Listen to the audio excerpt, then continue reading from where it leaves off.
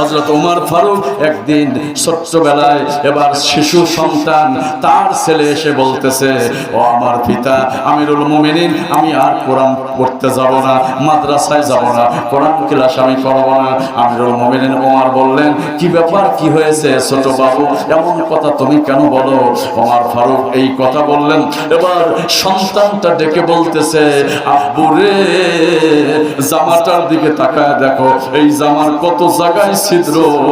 আর আমার ওই ক্লাসের মধ্যে ছাত্ররা বলে, ও প্রধানমন্ত্রীর ছেলে, ও আমিরুল মুমিনিন ওমরের ছেলে, তোমার জামার এত জায়গায় ছিদ্র কেন? অতএব তোমার এই অবস্থা কেন? আব্বুরে জামাগুলো আরো টেনে টেনে ছিদ্র করে দিয়েছে, এই জামা পরে আমি যাব না। হযরত ওমর তার জুব্বাটা নিয়ে আসলো, এসে বলল, আব্বুরে, বাজান রে, তাকায়া দেখো আমার জুব্বাটার কত জায়গায় তালি দেওয়া, কত জায়গায় ছেঁড়া।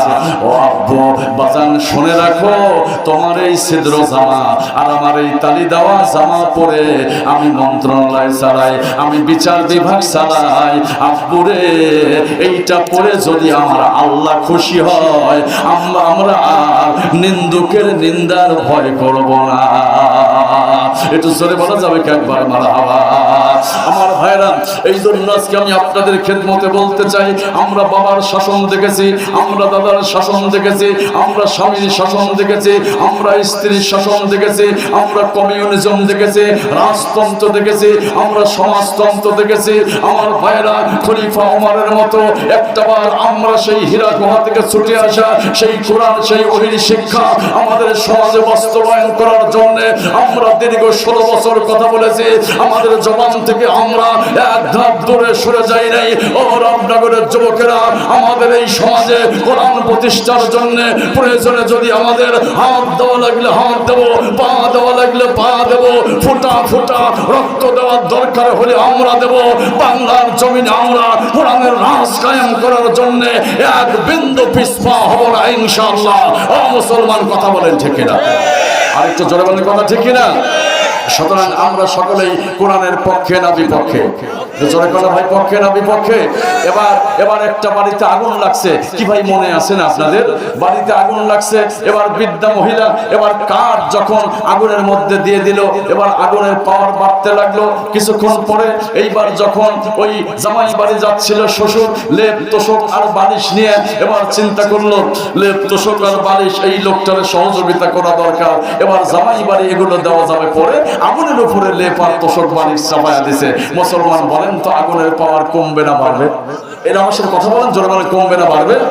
এক পর্যায়ে আগুনের পাওয়ার বাড়তে লাগলো। কিছুক্ষণ পরে আমার ভাইরা 5 লিটার ককটেল তেল নিয়ে ব্যবসায়িক যাচ্ছিল বাড়ি। মুসলিম ভাই যখন ডাক দিল, তাড়াতাড়ি তোমরা রবে ঘরে, আল্লাহ কি তা সবাই। এইবার ওই ঢক ঢক করে ওই কেরোসিনের তেল যখন আমার ভাইরা আগুনের উপর চাপিয়ে দিল, এক পর্যায়ে আগুন দাও দাও করে বাড়তে লাগলো। বাড়তে বাড়তে বাড়ি পুড়িয়ে দিল, ঘর পুড়িয়ে দিল, স্থাপনা পুড়িয়ে দিল। ওই বেচারা বলছে, তোমার উপকারের নামে কি কেমন তোমার উপকার আমাকে করলেন? আমার ভাইরা, এই কথার দ্বারা আমি বোঝাতে চাচ্ছি, আজকে ইউনিয়ন পরিষদ থেকে জাতিসংঘ পর্যন্ত, রান্নাঘর থেকে পার্লামেন্ট পর্যন্ত কোরআন নামক বাণী, সুন্নাহ নামক বাণী যতক্ষণ পর্যন্ত আমাদের সমাজে চালু না হবে, আজকে মাউশেতের আইন, আমাদের সাউদি আইন, আবুদাহার ওসমাতুল বাদরের আইন চালু দিয়ে, আইন দিয়ে যতই আমরা এই সমাজের শান্তির চেষ্টা করি না কেন, কসম আল্লাহর, মাউশেতের আইন দিয়ে, আমাদের সাউদি আইন দিয়ে, আব্রাহাম লিঙ্কনের আইন দিয়ে আমাদের সমাজে আগুন দাউ দাউ করে জ্বলতে থাকবে। এই আগুন নিভাতে গেলে কোরআন নামক পানি আর সুন্নাহ নামক পানি ছাড়া আর সামনে কোনো বিকল্প পথ খোলা নাই। আর রামনগরের যুবকেরা, কথা বলেন ঠিক কিনা? আর একটু জোরে বলেন, কথা ঠিক কিনা? তাহলে আসুন, আমরা আজকে কে শপথ নিতে পারি না? আমরা কি আজকে এই অঙ্গীকার করতে পারি না?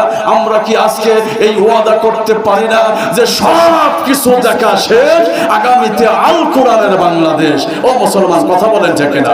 আর একটু জোরে বলেন, কথা ঠিক কিনা? একটু জোরে বলেন, লিল্লাহি তাকবীর, নারায়ে তাকবীর। আল্লাহ পাক আজকের মাহফিলকে তুমি জান্নাতের ওসিলা করো, এটা সবাই বলেন আমিন।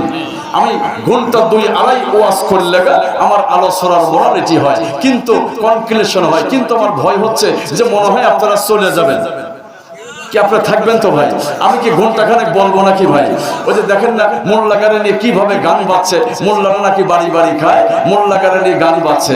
সাবগাইয়া পাট নাই মোল্লা রে মোল্লা, তুমি খাও যে বাড়ি বাড়ি, হিন্দু কোষার মিষ্টি খাইলাম কোন সরায় রয় জারি রে, সাতগাইয়া পাটনাইয়া মোল্লা রে। আচ্ছা বলেন তো ভাই, মোল্লা নাই কোন জায়গায়?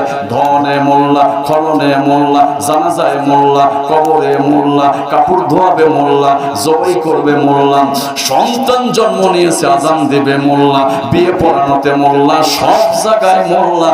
কাজ যখন শেষ হয়ে যাবে তখন বলবে ধর মোল্লা রে। একটু কথা বলেন একবার, ঠিক কিনা? আর একটু জোরে কথা ভাই, কথা ঠিক কিনা? এই জন্য আমি আপনাদের খিদমতে বলতে চাই, ইমামের পিছনে আপনারা রুকু করলে রুকু করেন, সেজদায় গেলে সেজদায় যান, কিন্তু ভাইরা আমার ইমামরা ধরে না ধরলে আর ছাড়ে না, একবার যদি ধরে সীমান্ত পার করেই ছাড়ে। একটু আওয়াজ দিয়ে বলেন একবার, কথা ঠিক কিনা? আমরা যদি কাউকে দেখান কেউ রাগ করবে না, এটা দেখালেও রাগ করবে না, এটা দেখালেও রাগ করবে না, এটা দেখালেও রাগ করবে না। এবার এই চারটে ভাঁজ দিয়ে এইটা যদি দেখান সবাই কিন্তু রেখে দেবে, কথা ঠিক কিনা? আমি তো আপনারা বোঝাচ্ছি না, আমি বলতে চাচ্ছি ভালো আর মন্দ একেবারে পাশাপাশি। মুহাম্মদ সাল্লাল্লাহু আলাইহি ওয়াসাল্লাম আর আবু জেহেল রাস্তার এই পার আর ও পার বাড়ি। একদিন হাত মুঠ করে আবু জেহেল বলতেছেন, ও মুহাম্মদ বলো তো দেখি আমার হাতের মধ্যে কি আছে? মুহাম্মদ সাল্লাল্লাহু আলাইহি ওয়াসাল্লাম হাত ধরে বললেন, আবু জেহেল রে বলো তো আবু জেহেলের হাত। আমি লোকটাকে হাতের মধ্যে কয়টা পাথর ছিল টাস টাস করে মুসলমান হয়ে গেল। আন্না মুহাম্মদুর রাসূলুল্লাহ, নিঃসন্দেহে আপনি আল্লাহর পয়গম্বর। একটু জোরে বলা যাবে কি একবার সুবহানাল্লাহ? ভাইরা আমার, বন্ধুরা আমার, বিশ্ব নবীর কেমন আদর্শ ছিল আমি যদি বলি ঘন্টার পর ঘন্টা চলে যাবে। আমি ইসলামের ইতিহাসে মাস্টার্স করেছি, ইতিহাস দেখেছি, টাইটেল করেছি আমি তাফসীরের উপরে, কোরআনের হাফেজ আমি হয়েছি, ইতিহাসগুলো দেখেছি। একদিন বিশ্ব নবী রাস্তা দিয়ে যাচ্ছিল, একটা বুড়িমা টোপলা নিয়ে একবার মাথায় দেয়, আবার বসে পড়ে, আবার মাথায় দেয়, আবার বসে পড়ে। নবীজি আগে যা দাঁড়ায় গেলেন, বুড়িমারে টোপলাটা কি আমার মাথায় দেওয়া যাবে? আমি তোমাকে সাহায্য করব, আমি তোমাকে উপকার করব। কত দূর তোমার বাড়ি? বললো মিনিমাম 5 মাইল হবে। বলছে অসুবিধা নাই, আমি মাথায় করে নিয়ে যাব। বুড়িমারে তুমি যদি অনুমতি দাও, ঠিক আছে নাও বাবা, এবার তোমার অনুমতি দিলাম, কিন্তু বাবা, ও বাবা, জানি না তুমি কে। এই মক্কায় একজন লোক বের হয়েছে, তার নাম হলো মুহাম্মদ, আর ওই লোকটা মানুষের এতই ক্ষতি করতেছে, লা ইলাহা ইল্লাল্লাহ কালেমার কথা বলতেছে। সুবহানাল্লাহ। বুড়িমা ওই নবীর বিরুদ্ধে এবার এতই কথা বলতে লাগলো, এক পর্যায়ে বলল, ওই নবী তার নাম হলো মুহাম্মদ, আব্দুল্লাহ সন্তান, আর সে মানুষকে কালেমার কথা বলতেছে। ভাই ভাই গোলমাল লেগে গেছে, এবার স্বামী স্ত্রী গোলমাল লেগে গেছে, সন্তান পিতা গোলমাল লেগে গেছে। ওই সন্তান ওই মুহাম্মাদের কাছে কখনোই যায় না। এটা জোরে বলেন একবার, আল্লাহু আকবার। নবীজি চুপচাপ শুনতেছে, নবীর বিরুদ্ধে বলতেছে, আর নবীজি এভাবে শুনতেছে, গীবত করতেছে নবীর বিরুদ্ধে, আর নবীজি এভাবে শুনতেছে। এটা জোরে বলা যাবে কি একবার, আল্লাহু আকবার? সেই নবীর আদর্শ আমাদের সমাজে বাস্তবায়ন হলে একটু জোরে বলেন তো একবার, লাভ আছে না নাই? নবীজি একবার বলে দিলেন, তোমরা ঘাড় মাসে করো।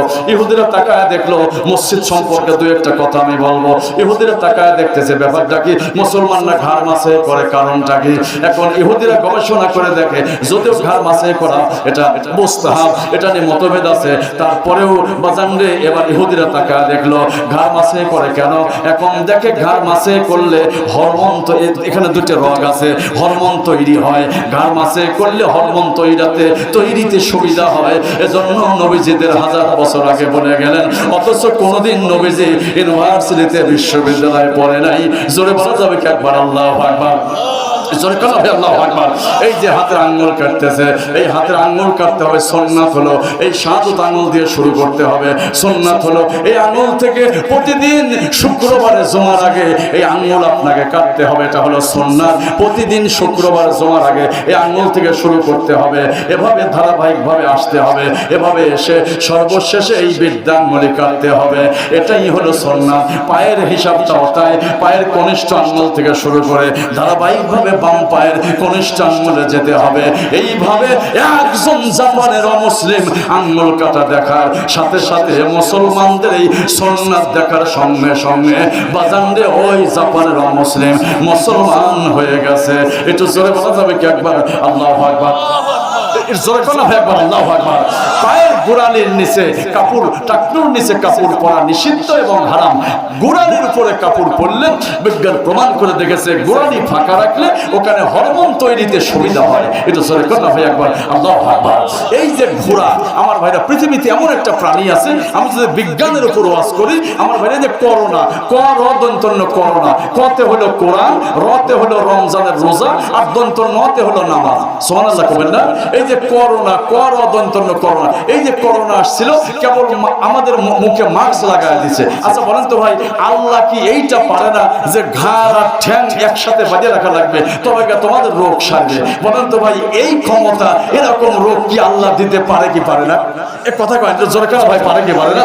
এই করোনা করোনা, কত হলো কোরআন, রতে রোজা, দন্ত নতে নামাজ। যারা কোরআন তেলাওয়াত করবে, রমজানের রোজা রাখবে, নামাজ পড়বে 5 বার, আর করোনা তাদের স্পর্শ করবে না। জোরে কেন ভাই একবার আল্লাহু আকবার।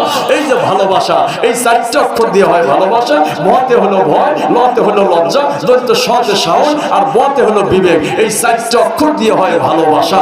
মুসা আলাইহিস সালামকে আল্লাহ বলছেন ওয়াল কাইতু আলাইকা মুহাব্বাতাম মিন্নি, আল্লাহ বলছেন নবী আমি আপনাকে ভালোবাসি। এটা জোরে কেন ভাই একবার আল্লাহু আকবার। আর তো জোরে কেন আল্লাহু আকবার। মানে যে আগের জামানায় কিন্তু আজরাইল ডাইরেক্ট আসতো, আর আজরাইল এসে বলতো আনা আজরাইল। আচ্ছা বলেন তো ভাই, একটা লোকের কাছে আজরাইল যদি ডাইরেক্ট আসে তাহলে লোকটার কি ভয় পাওয়ার সম্ভাবনা আছে না? নাই? সে যদি এসে পরিচয় দেয় আনা আজরাইল, তো একটা ব্যক্তির কাছে গিয়ে বলছে যে তুমি তাড়াতাড়ি ঘরের মধ্যে যাও। এই আল্লাহর ওলি বলছেন তুমি কে? তো বলছে পরিচয় পরে দেবো, তুমি একটু ঘরের মধ্যে যাও। বলছে না, পরিচয় না দেওয়া পর্যন্ত আমি যাব না। বলছে আনা আজরাইল। জোরে আল্লাহু আকবার। এইবার আল্লাহর ওলি বলছেন আমাকে একটু সময় দাও না, আমি খালি একটু ভিতরে যাব। বলছে না, বারবার তোমাকে বলছি তুমি ভিতরে যাও, আত্মীয়র সাথে দেখা করো, পরিবারের সঙ্গে দেখা করো, অথচ তুমি যাচ্ছ না, আর তোমার সময় নাই।